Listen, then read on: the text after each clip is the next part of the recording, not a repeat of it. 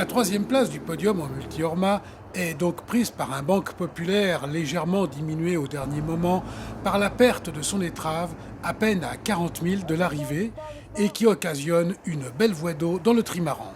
J'ai entendu un boom, j'ai eu l'impression qu'on avait tapé quelque chose avec la dérive. Donc j'ai choqué 20 cm comme ça des coups de Genac parce que je l'avais dans la main par réflexe. Yvan m'a regardé derrière de dire mais pourquoi tu choques quoi. Et là j'ai regardé l'avant du bateau et j'ai vu s'arracher les traves du bateau. Quoi. Ouais. J'ai vu le bout partir. J'ai dit c'est pas possible. Ah ouais. Alors, tout arraché, le Genac. Il y avait les traves qui pendaient au bout du Genac. Non, alors après c'était du boulot. Hein. Un trou dans le bateau. Voilà, il n'y avait plus d'enjeu, il n'y avait plus rien du tout. Donc qu'est-ce qui s'est passé, le pourquoi du comment, j'en sais rien. J'ai ma petite idée, maintenant on va voir ça avec des experts. Je pense qu'à un moment donné, ce genre de bateau, ça vieillit, et quand ça vieillit, ça devient de plus en plus fragile, et puis voilà. C'est comme les belles mécaniques, ça s'use. Voilà. Ce sera donc la deuxième avarie du vainqueur de la précédente édition qui avait déjà été obligé de faire un stop and go dans une île du Cap-Vert pour réparer le safran du flotteur tribord.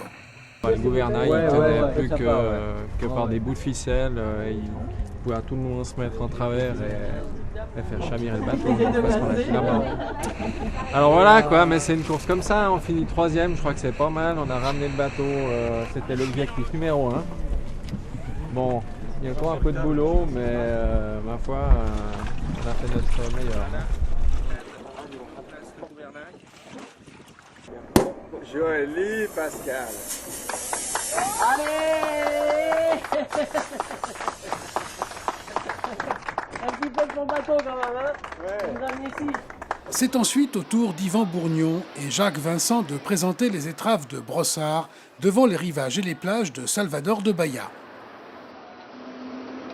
Un peu de déception pour Yvan Bourgnon avec cette place de 4e qui s'est jouée pour Brossard sur une option ouest qui lui coûte cher à l'arrivée, ainsi que pour la fin des courses en 60 pieds Orma. C'est sûr qu'à Madère, il n'y avait rien à faire, quoi. Le vent était parti devant, et tu voyais sur tous les modèles météo que c'est devant que ça se passait, quoi. Plus tu étais devant, et plus tu étais avantagé, et plus ça tirait par devant. Donc c'est vrai qu'à un moment donné, tu te dis quand est-ce que je vais revenir. Et comme il y a des espèces d'étranglements, à chaque fois tu te regroupes au Canaries, tu te regroupes au Cap-Vert, tu te regroupes au Bateau-Noir, t'as aucune solution de revenir, quoi. T'as beau cravacher, putain on a cravaché, hein, bordel, on a envoyé du pâté là, dans le Bateau-Noir, on était à 30 nœuds, mais tu peux rien faire, quoi, après. Le trou il est fait, le passage à niveau il est fait. Voilà, mais ils ont été très forts, faut les remercier et les saluer. Hein, ça c'est un jus de fruits ça. Et Jacques, pas une goutte d'alcool. Hein.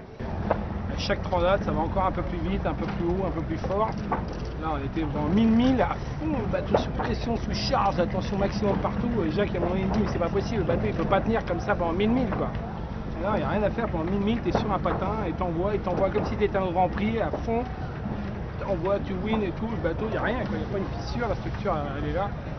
C'est ça qui est malheureux, quoi. Ces bateaux-là, ils sont maintenant super aboutis, super au point, et il va falloir s'en séparer.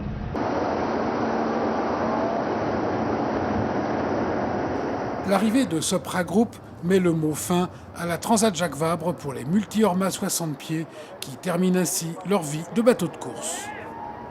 Au niveau de la course, on savait qu'on aurait des difficultés en vitesse pure, mais bon, on s'est bien accroché. Au début, c'était des conditions de petit temps, le vent n'était pas très établi, c'était assez aléatoire, donc il y avait pas mal d'opportunités, de tactiques de s'accrocher.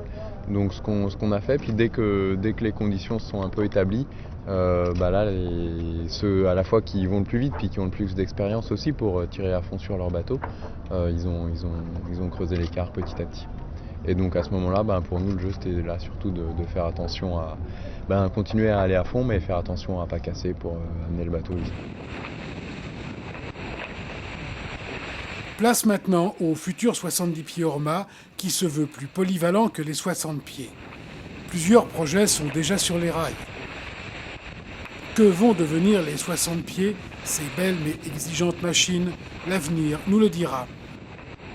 Il y aura sous peu une belle flotte sous les bâches des hangars pour amateurs passionnés, un peu fous et disposant d'un bon portefeuille.